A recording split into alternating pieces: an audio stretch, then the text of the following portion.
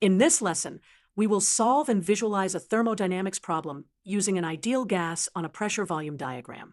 We will consider 1 mole of a monatomic ideal gas, with C sub V equal to 3/2 times R. Two different thermal processes connect the same initial state, A, to the same final state, B. We will calculate V sub B, the work done by the gas along each process, and the heat added or removed along each process. Here are the values we will use. Number of moles equals 1. Gas constant R equals 8.314. C sub V equals 3/2 R. P sub A equals 1 atmosphere. P sub B equals 2 atmospheres. T sub A equals 300 Kelvin, and T sub B equals 450 Kelvin. We will work in SI units, so 1 atmosphere equals 1.01325 times 10 to the 5 pascals.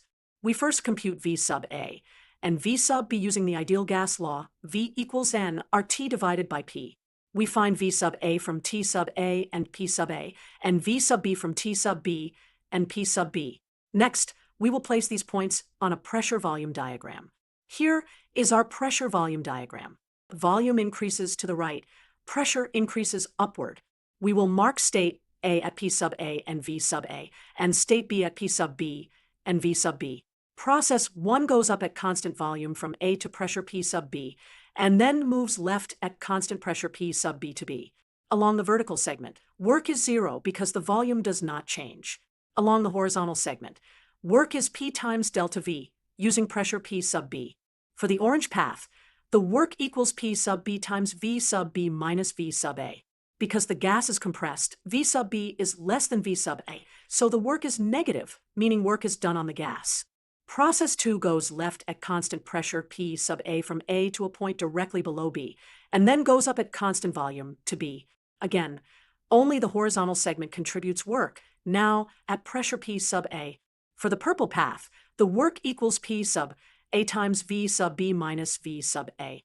It is also negative because the final volume is smaller than the initial volume. The change in internal energy depends only on temperature for an ideal gas.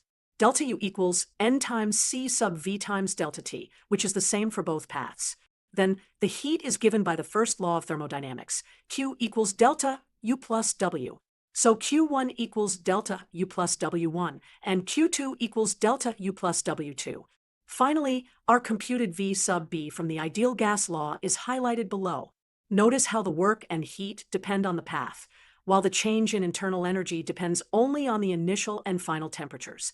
This is the key idea. State functions like internal energy depend on state only, while work and heat are path dependent. Numerical recap. V sub A is approximately 0.0246 cubic meters. V sub B is approximately 0.0185 cubic meters. Work along process 1 is about negative 1.25 times 10 to the 3 joules. Work along process 2 is about negative 6.2 times 10 to the 2 joules. Delta U is about 1.87 times 10 to the 3 joules.